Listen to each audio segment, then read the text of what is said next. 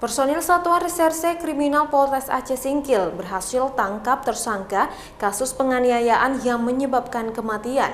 Tersangka sempat menjadi buronan atau daftar pencarian orang oleh Mapolres Aceh Singkil. Seorang buronan kasus penganiayaan yang menyebabkan kematian digelandang ke Mapolres Aceh Singkil oleh personil Satreskrim Polres Aceh Singkil.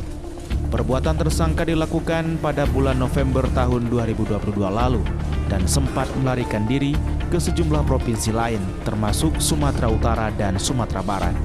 Dengan berbagai upaya akhirnya polisi berhasil membekuk tersangka di Kabupaten Agam, Provinsi Sumatera Barat pada bulan Juni lalu. Tersangka kemudian digelandang ke Mapolres Aceh Singkil oleh personil Satreskrim Polres Aceh Singkil. Peristiwa berawal karena pelaku dan korban sempat cekcok di salah satu tempat tongkrongan di Kabupaten Aceh Singkil, sehingga pelaku tega menganiaya korban hingga menyebabkan kematian. Merasa emosi dan menaruh dendam, sehingga ada niat untuk melukai daripada korban. Dan pelaku dari belakang menyusul korban.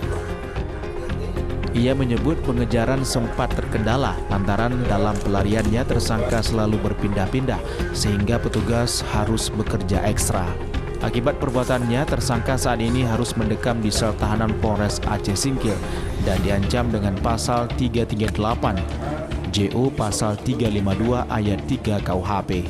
Dari Kabupaten Aceh Singkil, Suparman Munte, iNews melaporkan.